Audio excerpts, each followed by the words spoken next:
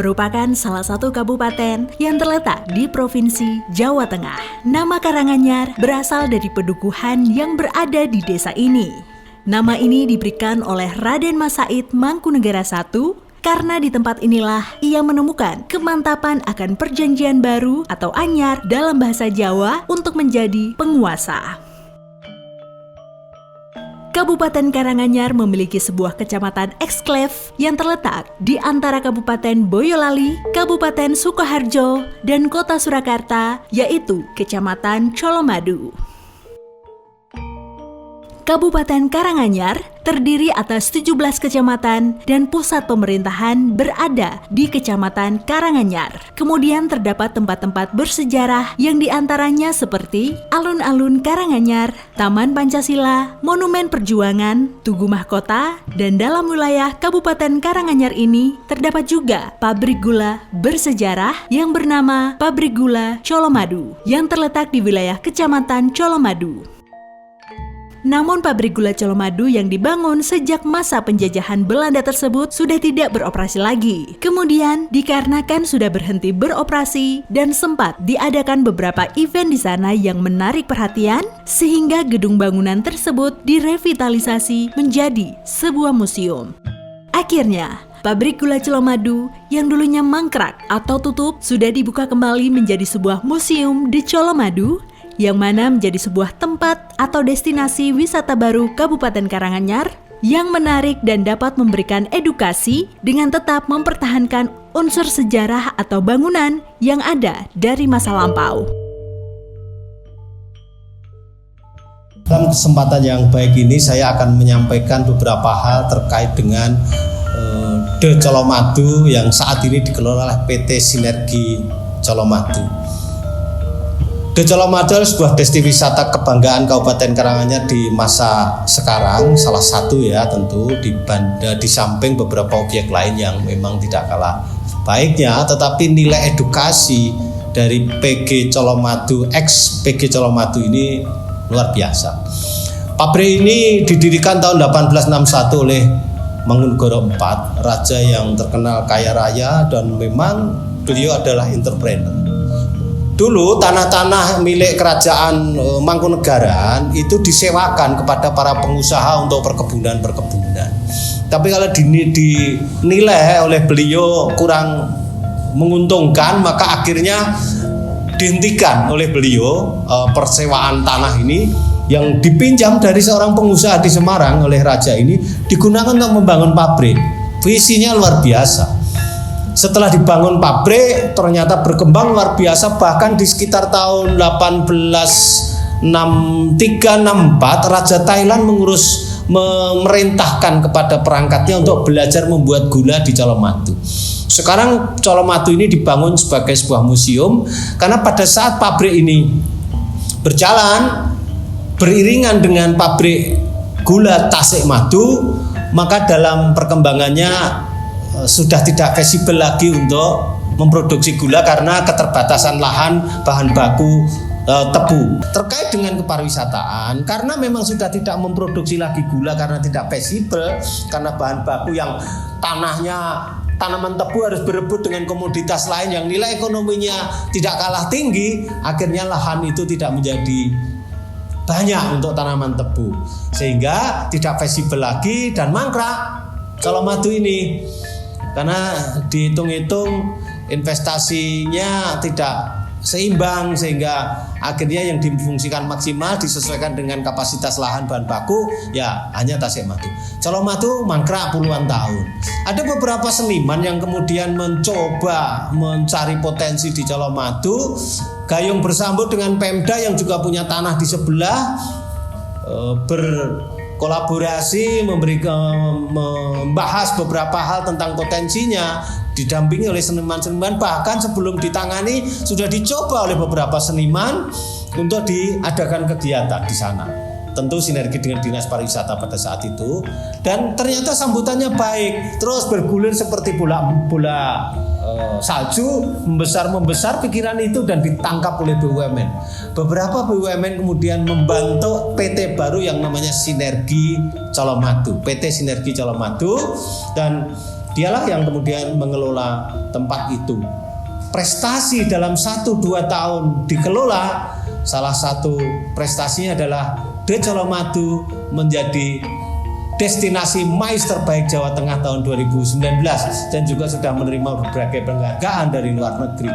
Tentu ini tidak sedahsyat yang kita bayangkan ke depan. Ini objek besar, ini objek yang berkelas sangat strategis, maka kita harus bersabar. Semua harus melalui tahapan yang baik, bahkan di sebelahnya juga ada tanah Pemda yang tentu nanti akan disinergikan. Dalam jangka pendek ini beberapa kali kita sudah buat event, misalnya kalau yang level kabupaten, misalnya duta wisata kita grand finalnya di lokasi itu. Berbagai pertunjukan virtual di masa pandemi juga dilaksanakan di situ sinergi dengan Pemda. Kemudian juga pada saat pembukaan saja juga berstandar internasional itu pertunjukannya.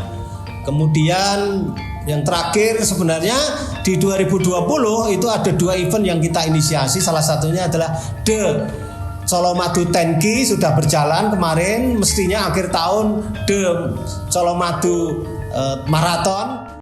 Saya masuk di PG Colomadu tahun 1987, waktu itu sebagai harian lepas ataupun harian borong di stasiun Ketelan atau Boiler Station.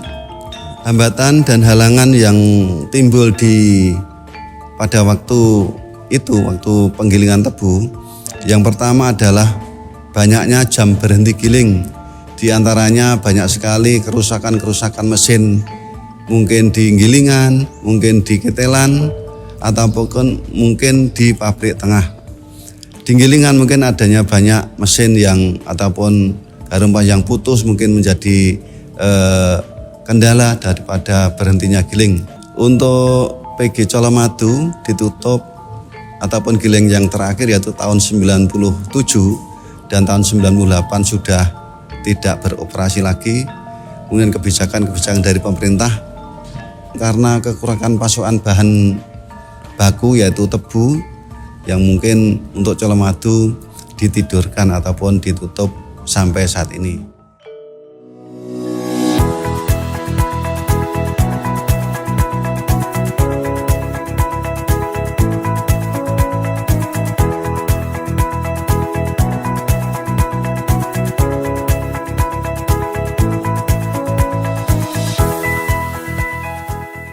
Mula pabrik gula De Colomadu direvitalisasi itu berasal dari gagasan mengenai mangkraknya bangunan bekas pabrik gula Colomadu karena lokasinya berada di pinggir jalan nasional yang sering sekali dilewati oleh Bapak Presiden Joko Widodo ketika pulang kampung, maka dari BUMN berinisiatif untuk merevitalisasi atau mengalihfungsikan atau menghidupkan kembali pabrik gula Colomadu ini menjadi fungsi yang baru, yaitu mengedepankan fungsi sejarah, budaya, edukasi, dan entertainment hiburan.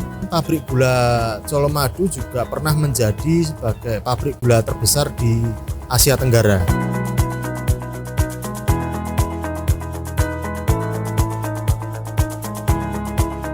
Kalau hambatan dan kesulitan sebenarnya banyak sekali ya. Untuk mengenai hambatan dan kesulitan teknis itu, karena pabrik gula Colomadu ini merupakan bangunan cagar budaya, sehingga semua aktivitas atau kegiatan pembangunan maupun renovasi tidak boleh merubah bentuk asli dari bangunan utama gedung ini. Jadi kita dituntut untuk merubah fungsi bangunan tersebut tanpa merubah bentuk utama. Itu memang tantangan yang cukup serius, apalagi desain bangunan ini tidak direncanakan untuk fungsi yang saat ini kita kelola, yaitu yang tadinya berfungsi sebagai pabrik saat ini berfungsi sebagai kawasan umum atau museum atau hall. Untuk peran dan dukungan dari pemerintah Kabupaten Karanganyar sendiri sungguh sangat luar biasa ya, karena dari kebijakan-kebijakan pemerintah Kabupaten Karanganyar pun sangat memprioritaskan sektor bisnis pariwisata yang ada di Karanganyar sendiri, termasuk di Colomadu. Salah satu bentuk dukungannya itu adalah seperti kerjasama event, kerjasama program-program dari Dinas Pariwisata sendiri. Seperti pada tahun 2019 lalu, itu kami pernah mengadakan kerjasama event, yaitu Festival Pengantin Nusantara. Jadi kami merasa sangat mendapatkan dukungan yang sungguh luar biasa dari Kabupaten Karanganyar.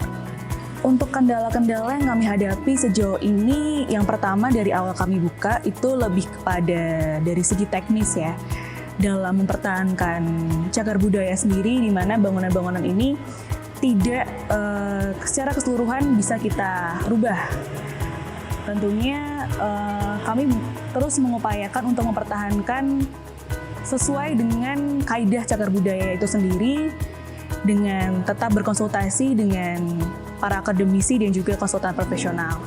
Kemudian untuk kendala yang selanjutnya lebih pada berusaha untuk mengkomunikasikan kepada market kami, kepada masyarakat sekitar, bahwa sebenarnya di Colomadu ini tidak hanya digunakan untuk event-event besar aja, namun di sini kami sangat terbuka lebar untuk siapapun bisa berkunjung ke The Colomadu untuk sekedar jalan-jalan, untuk sekedar berolahraga, ataupun berkunjung ke Museum The Colomadu untuk belajar berbagai informasi dan juga sejarah yang terdapat dalam The Colomadu sendiri.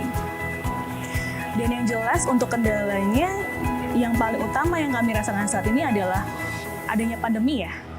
Pandemi COVID-19 ini sungguh luar biasa sekali, dan saya yakin tidak hanya kami saja yang merasakan, seluruh sektor bisnis, bahkan terutama pariwisata ya, yang menurut saya sangat berdampak juga, itu merasakan sekali perubahannya yang sungguh berbeda, yaitu dari minimnya pengunjung.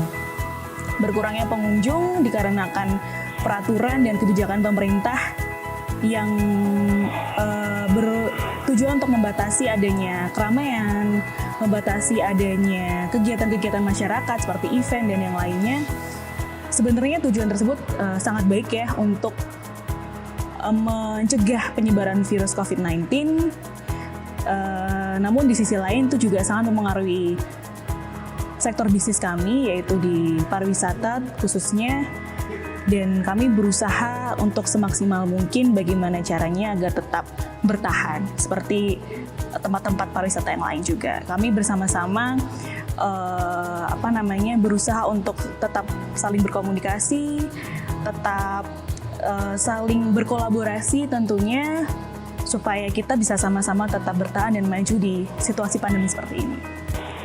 Untuk strategi promosi sendiri, kami sudah dan terus melakukan ya, apalagi di tengah pandemi ini, bagaimana supaya pengunjung tidak berubah pikiran untuk tetap berkunjung ke The Colomadu sendiri.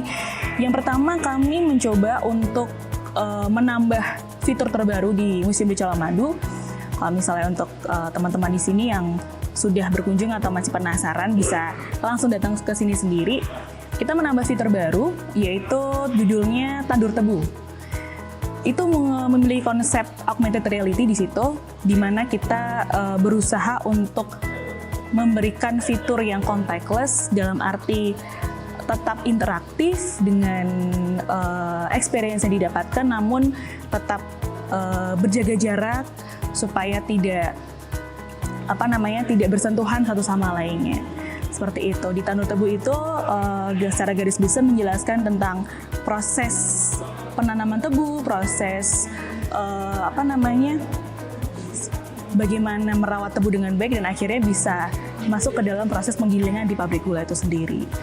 Kemudian untuk promosi yang lainnya, kami juga menerapkan beberapa fitur-fitur yang lain, seperti promosi-promosi yang ada di bisnis lain seperti perwedingan. Kemarin kita habis bikin promosi, yaitu PPKM. Jadi PPKM itu adalah promosi untuk wedding, di mana kita diskon 50%. PPKM ada singkatannya, paket pernikahan kesukaan mertua. Jadi karena waktu itu sempat ada peraturan nggak boleh mengadakan pernikahan di rumah, maka dari itu kami memfasilitasi kita punya gedung pernikahan dan itu bisa dinikmati dan bisa digunakan oleh masyarakat sekitar dengan diskon 50%. Seperti itu. Dan juga promo-promo lainnya seperti promo museum, kita ada potongan diskon juga seperti itu. Kemarin kita juga sempat menambah varian baru atau bisnis baru di The Colomadu seperti kita buka angkringan, kita buka coffee shop di tengah pandemi supaya orang juga intinya masih sadar, masih mengetahui bahwa The Colomadu itu belum tutup dan masih terus berkembang untuk kita semua. Seperti itu. Dalam masa pandemi ini kami ada penyesuaian di tengah pandemi untuk jumlah karyawan sampai saat ini ada 27 orang.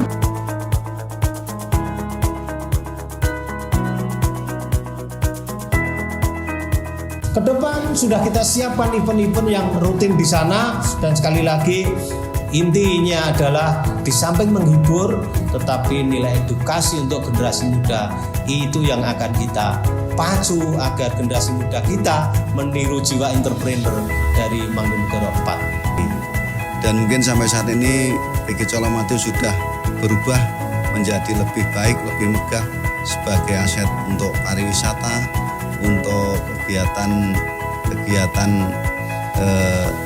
kemasyarakatan untuk di Colomadu.